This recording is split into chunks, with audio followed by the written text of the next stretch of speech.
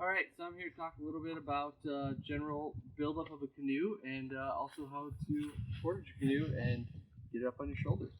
So this is a 3-person canoe. You see we've got Spring Peak little drop-in seat here. And as far as the canoe goes, so you've got your bow on the front and you've got your stern in the back. So a couple of these bars here, you've got thwarts, which are the metal bars here. You've got your gunnels that run along the edge of the canoe, which hold it all together. And then you've got your portage yoke, which, as you can see, there's actually a curve to where your neck goes.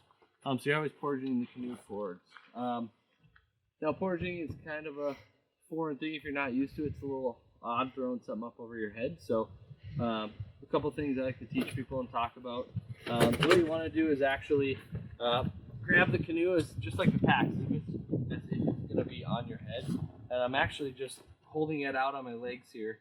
And what you do, it's all kind of in one motion. And this would be the 1-person method of getting a canoe.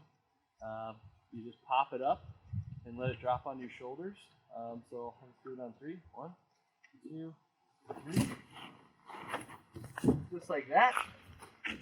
And then the best for stability is grabbing the gunnels and having both your arms locked so you can be in control of the canoe. Whereas if your hands are back here, you're going to do a lot of what I call teeter-totter, which would just be up and down. So stability like this, you can always give one arm a rest. And I can easily put this down and show you the 2-person system as well.